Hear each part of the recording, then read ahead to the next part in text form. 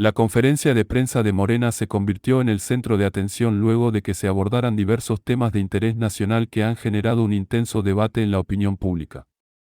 Durante el encuentro con los medios de comunicación, representantes del partido respondieron a cuestionamientos sobre la agenda política, las acciones del movimiento y los retos que enfrenta el país, dejando declaraciones que rápidamente comenzaron a generar reacciones entre analistas, simpatizantes y ciudadanos. A lo largo de la conferencia se destacó la importancia de mantener un diálogo abierto con la sociedad y de continuar impulsando las políticas públicas que, según Morena, buscan fortalecer el desarrollo económico, el bienestar social y la transformación del país. También se insistió en que las decisiones del movimiento seguirán guiándose por los principios de transparencia, combate a la corrupción y cercanía con la ciudadanía.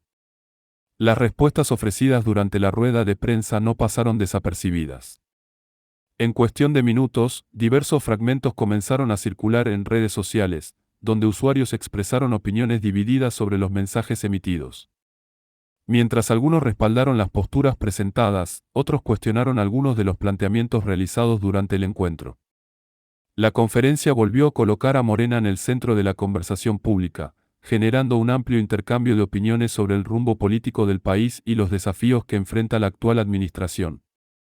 Se espera que las declaraciones emitidas continúen provocando reacciones en las próximas horas, conforme distintos actores políticos y especialistas analicen el alcance de los mensajes presentados.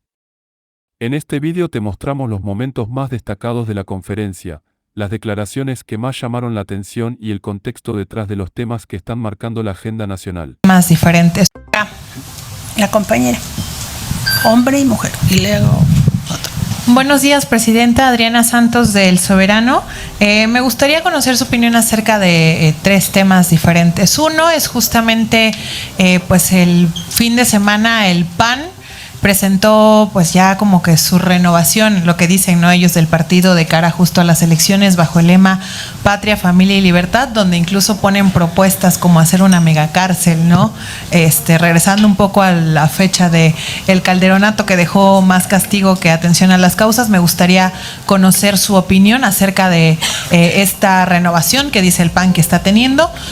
También del tema de Maru Campos, este posible conflicto de intereses que tiene la gobernadora, donde ya se da a conocer en diversas notas periodísticas acerca de su participación en una inmobiliaria que tiene contratos con el gobierno de Chihuahua justamente.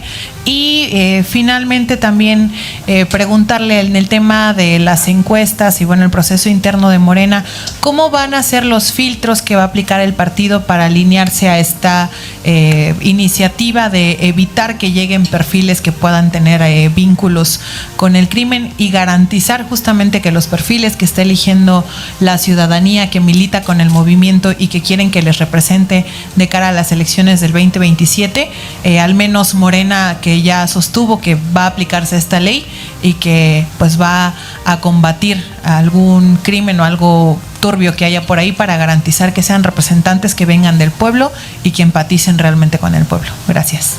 Gracias. Mira, en primer lugar, sobre lo que presentó el PAN, que dice que son 111 propuestas. Yo no encontré las 111, pero bueno, a lo mejor tienen un documento que yo no conozco. Todo tiene que ver con el regreso al pasado, con su misma visión. Porque además hay que recordar que todo el equipo del calderonato, pues ahí está muy cerca de ellos, de Maru Campos, ¿no? En general del PAN, ¿no?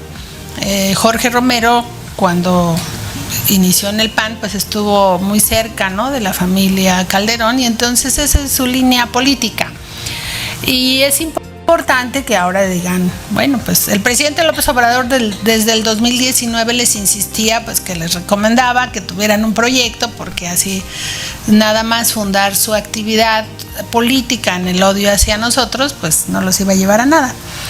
Y creo que lo que encierra en el fondo, pues es, bueno, ni encierra, ¿verdad?, ni en el fondo, ya ahora en lo público, es una mentalidad muy de derecha, muy contra los derechos humanos, y que retoma pues esta visión del pasado, ¿no? Y que además, por ejemplo, en materia de seguridad, que es su primer tema, pues nunca hablan de atender a las causas, nunca hablan del apoyo a la gente, ¿no? De brindarles mejores condiciones de vida.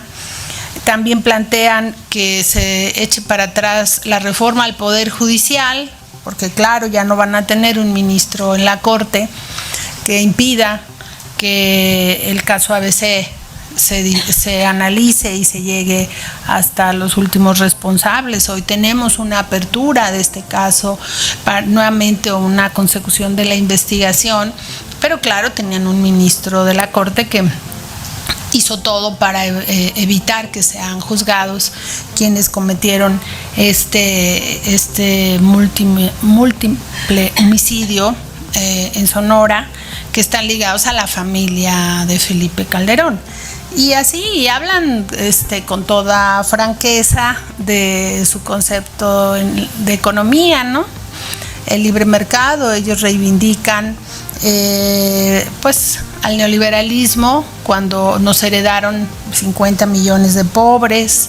Ellos hablan de los programas sociales que nunca han querido, que siempre critican, y cuando ya van a llegar las elecciones, entonces ahí sí los defienden y demás, y que siempre han criticado. Ahí tenemos a Vicente Fox diciendo que los programas lo único que generan es que los flojos no trabajen y demás. Entonces es su misma narrativa, no hay nada nuevo, y esto de patria, familia y libertad, pues yo tengo una idea de lo que ellos piensan. Aquí le hicimos en una gráfica, ¿no? Esto es lo que ellos tienen en el fondo. Patria es a la que traicionan, promuevan la injerencia. Ahí está Maru Campos y su aceptación explícita de la participación de elementos de la CIA. La familia a la que han empobrecido, a la que no le dieron buenos salarios. Nos heredaron 50 millones de pobres, y eso no hay que olvidarlo, porque es ahí donde se refleja lo más crudo de su pensamiento. Y en el caso de la libertad, pues es la libertad para seguir robando, que es lo que ellos quieren, ¿no? Entonces eso es lo que pensamos de su proyecto, que no es proyecto, que es refrito de lo que ya vivió México. Así que eso es lo que creo del PAN. Y en la misma lógica, la gobernadora panista de Chihuahua, María Eugenia Campos, pues esta es una historia que en Chihuahua es muy conocida. Ella ha tenido vínculos permanentes con el poder económico de Chihuahua. Ahí en Chihuahua les decimos los ricos del pueblo, porque además esta es una historia de muchos años, donde los terratenientes se apoderaron del territorio de los indígenas, despojándolos. Hay que recordar a Terrazas, que decía que Chihuahua era suyo hasta donde llegara su mirada, y Chihuahua es un estado grande, y es la historia de corrupción que desgraciadamente el estado ha tenido desde César Duarte y en general el gobierno panista. Y ahora esto que se ha venido develando, primero que María Eugenia no trabaja. La señora se va por 21 días sin permiso del Congreso del Estado, reiteradas ocasiones a lo largo de su gobierno. Nunca está en el territorio, no conoce a nadie del pueblo y se la vive en eso. Y creo que lo que hay que investigar, como decía hoy nuestra presidenta, pregunta de algunos de ustedes, es que pues no puede generarse una impunidad en el Estado, y se tiene que investigar permanentemente todo este entramado de negocios familiares, de un poder político y económico que influye en el Estado, y que además también ellos fueron financiadores de la campaña de narcopresidente en ese tiempo, y es con estos acuerdos y componendas con el poder económico del Estado. No todos son malos, no, al contrario, hay muchos empresarios de carácter social, ¿no? Pero claro que la corrupción deviene del gobierno, y es ahí donde ella pues debe rendir cuentas de esto y de muchas cosas. Hay que recordar que sigue sin darnos la explicación debida. El fiscal general que fue removido de su cargo, pues ahora está abiertamente en campaña por la capital. Y entonces ellos están más preocupados en eso que en rendirle cuentas a Chihuahua y a la nación. Así que vamos a seguirle. Y apenas hace algunos días, ya no sé, hace 2, 3 días, la senadora Andrea Chávez pues anda ahí de aspirante coordinadora y anda en el territorio.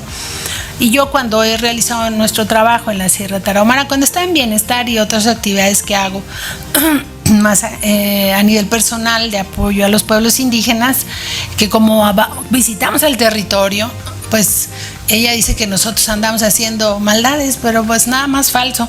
Lo que pasa es que para ella trabajar es un delito. Esa es su manera de pensar y de actuar y demás, así que ya no sabe ni qué inventar la señora. Pero bueno, ya hemos visto las encuestas, eso es lo que los tiene muy nerviosos, ¿no? Está muy bien, Morena está muy bien en Chihuahua y todos están trabajando muy bien y le andan echando muchas ganas. Les deseamos suerte a todos. Muy bien. Presidenta, sobre los filtros Sobre los filtros, ya hemos platicado un poco sobre el tema, qué vamos a hacer una vez que tengamos la propuesta completa. Vamos a pedirle al Gabinete de Seguridad que revise los perfiles. ¿Por qué decimos que al Gabinete de Seguridad? Porque es la UIF, el SAT, la Secretaría de Seguridad Pública y en general las instituciones de seguridad del país, ¿no? Que nos den información que nos permita conocer si alguien tiene malos antecedentes de toda índole, que nos permita evitar postularlos para que nosotros cumplamos con el compromiso con el pueblo de México de presentar a los mejores candidatos. Y los mejores candidatos pues es que ganen su encuesta, pero también pues que pasen por los filtros que estamos planteando. Eso va a ser Morena internamente. Posteriormente, ya en el proceso electoral del 27, como se planteó en la reforma legal que presentó nuestra presidenta, vamos a pedirle al INE, es voluntario por parte de los partidos, pero nosotros desde ahora lo decimos, vamos a hacerlo, que se revisen los perfiles de nuestros posibles candidatos, ya en ese tiempo sí candidatos, para que cumplamos con toda la normatividad y evitemos cualquier personaje indeseable para nosotros y para la sociedad. Muchas gracias, presidenta. A ver, tú y luego ya una mujer. Sí. Hola, presidenta, buenos días. César Huerta, de la revista Polemón. Preguntarle sobre pues la actuación desde que empezó el Mundial del gobernador de Nuevo León, Samuel García, que pues se la ha pasado en modo fiesta, dice él, modo party, y solamente... Si te gustó, dale me gusta, suscríbete al canal, activa la campana y comparte este contenido. Déjanos tu opinión en los comentarios. Nos vemos en el próximo vídeo. Esto es de Sunset News.